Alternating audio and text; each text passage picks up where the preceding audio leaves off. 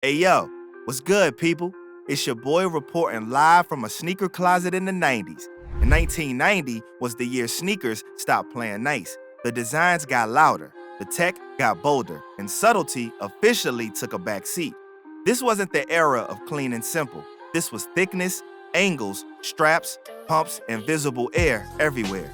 Shoes in 1990 didn't whisper performance, they announced it. If you were outside for this era, or you wish you were, tap that like button and subscribe to the channel. Now let's get into the class of 1990. Let's go. The Air Flight 90 came in right on time because 1990 basketball wasn't soft anymore. This shoe looked like it meant business. Mid-cut, sharp paneling, thick heel, and visible air in the back. It felt sturdy without turning clunky. Part of Nike's flight line, it was built for guards and wings who played fast but didn't shy away from contact. Speed mattered, but control mattered more. On the court, this shoe showed where Nike's head was heading into the 90s. Cushioning was real, support was serious, and the shape leaned aggressive instead of sleek. Visually, it had edges.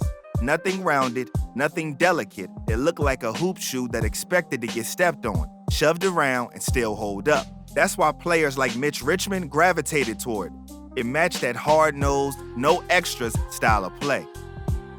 The Nike Airbound represented the other side of 1990 basketball design, the power side. Where some shoes leaned into speed and finesse, the Airbound leaned into stability, impact protection, and durability.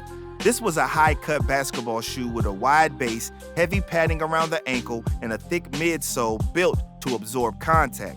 Visually, it looked grounded, low to the floor, dense, and serious. From a design standpoint, the Airbound reflected how Nike was experimenting with different body types and play styles going into the 90s. Not every player was living through the lane. Some lived in traffic, planted their feet, and took hits all game.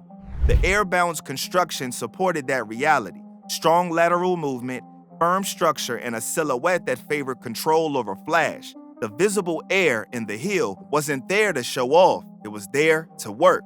What made the Nike Airbound important historically is that it shows Nike diversifying its basketball lineup during this period. This wasn't a signature model tied to one superstar. That's the point. Nike was building role player shoes, team shoes, models meant to be worn across a roster, not marketed around a single face. In 1990, that still mattered. Performance credibility came before branding. The Reebok Pump Twilight Zone arrived in 1990 and instantly felt like a disruption. This was a high-cut basketball shoe built around Reebok's pump technology, which used an internal air bladder to customize the fit around the ankle and upper. Press the orange pump on the tongue, tighten the feel, hit the court. No magic, just mechanical pressure doing a real job. Visually, the Twilight Zone looked heavy and serious. Thick ankle padding, a supportive upper, and a wide base that favored stability over speed. This wasn't a sleek guard shoe. It was built for physical play, for absorbing contact for players who lived in traffic. The pump wasn't decorative. It was functional, especially for lockdown and around the ankle during the hard cuts and landing. The Nike Air Max 90 arrived in 1990 under its original name, the Air Max 3, and it quietly reset expectations for running shoes. Designed as a performance sneaker, it featured a large visible air unit in the heel, a more aggressive outsole, and a layered upper built for stability and durability over long distances. This wasn't a fashion experiment, it was a technical evolution. Visually, the Air Max 90 stood apart immediately. Sharper angles, thicker tooling, and bold color blocking made it more assertive than its predecessors. The now iconic infrared accents weren't about hype at the time. They were functional, used to highlight key design lines and performance zones. The shoe looked faster even sitting still, which helped it cross over naturally without being forced. What made the Air Max 90 important in 1990 is that it blurred lines early. Runners wore it for running. Regular people wore it because it looked good and felt comfortable all day. That dual-purpose reality happened organically. No lifestyle marketing campaign required. The visible air unit wasn't a flex yet. It was proof of progress. The Nike Air Force 5 dropped in 1990 as a part of an ongoing evolution of the Air Force basketball line. This wasn't a retro play for a lifestyle pivot yet. It was still firmly a performance hoop shoe. High cut, bulky by today's standards and built with protection in mind. The Force 5 leaned into the realities of early 90s basketball: physical play, hard landings, and a lot of contact in the paint. Visually, the shoe looked every bit like a product of its time. Thick midsole, substantial upper, and a prominent midfoot strap designed to improve lockdown and stability. It didn't chase sleekness, it chased support. Compared to earlier Air Force models, the 5 showed Nike pushing towards a heavier, more armored feel that matched where the game was headed. From a performance standpoint, the Air Force 5 focused on containment and cushioning. The visible air in the heel was functional, not decorative, and the overall build favored durability over speed. This was the kind of shoe meant to survive a full season, not win style points on release day. The Nike Air Tech Challenge 3 dropped in 1990 and made it very clear that tennis sneakers were no longer supposed to be quiet. This was a performance tennis shoe built for hard courts, designed to handle aggressive lateral movement, toe drag, and constant stop-and-go action. Thick outsole, reinforced toe box, and a supportive midfoot. Everything about it was functional first. Visually, though, it was anything but conservative. Bold color blocking, loud accents, and a design that stood out immediately on TV. That wasn't accidental. The shoe is directly associated with Andre Agassi, whose playing style and on-court persona matched the sneaker perfectly. Agassi didn't just wear the Tech Challenge line, he embodied the shift Nike was pushing in tennis: younger, louder, less country club, more attitude. The Ewing 33 High stood for something different in 1990, and that's exactly why it mattered. Originally introduced at the tail end of the 80s, this wasn't a Nike or a Reebok experiment. This was a player-owned brand built around a superstar who didn't need somebody else's logo to validate him.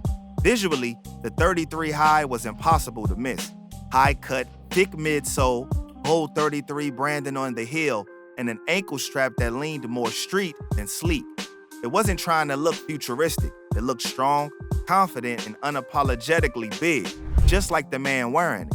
The shoe favored stability and protection, built for post play, physical defense, and hard landings in the paint. That man was Patrick Ewing, and the connection here is airtight. Ewing wore his own signature shoe while anchoring the New York Knicks through some of the most physical basketball of the era. No gimmicks, no tech theatrics, just a solid basketball shoe that matched his game and his city. The Nike SC Trainer High remained one of Nike's most visible and trusted cross-training shoes as the 90s opened. This was built for athletes who didn't live in one lane: lifting, sprinting, cutting, jumping. This shoe said yes to all of it. Visually, the SC Trainer High is unmistakable. High-cut profile, thick midsole, and that wide midfoot strap that locked everything down. Nothing about it looked light or minimal. It looked sturdy because it was. The outsole was built for traction across multiple surfaces, not just hardwood. The upper was layered and reinforced, designed to handle stress from every direction instead of one repetitive movement. The shoe is most famously associated with Bo Jackson, and that connection is completely legitimate. Bo wasn't a marketing invention. He genuinely trained in cross-trainers, and Nike leaned into that reality.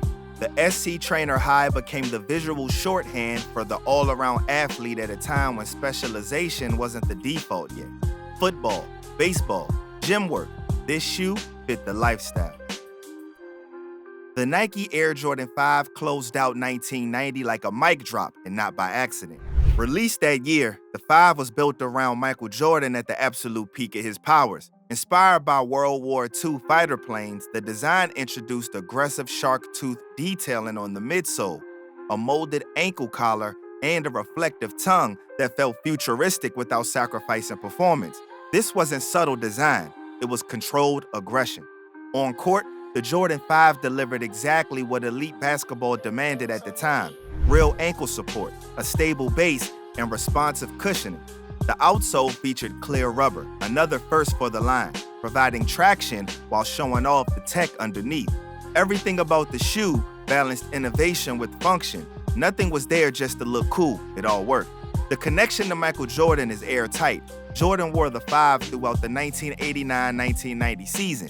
A year where he led the league in scoring and continued redefining what a perimeter player could be. The shoe didn't make the moments, but it was there for all of them. The credibility mattered then, and it still does now. The class of 1990 wasn't about hype cycles or resale value. These shoes earned their respect the old way, on hardwood, on concrete, on TV every night, and in real gyms with real sweat. This was the moment sneakers stopped easing forward and fully stepped into the future. Bigger ideas, louder designs, real tech, and real personalities behind them. You can still feel the impact today because this class set the blueprint. If you rocked with any of these, or you wanted them, or didn't appreciate them until years later, hit that like button, subscribe to the channel, and drop a comment telling me which 1990 sneaker still holds weight for you. If you're enjoying these deep dives, share this with somebody who actually lived through it, or somebody who needs to understand why this era matters. More classics are on the way. And until next vid, y'all already know, man, stay laced up. We out.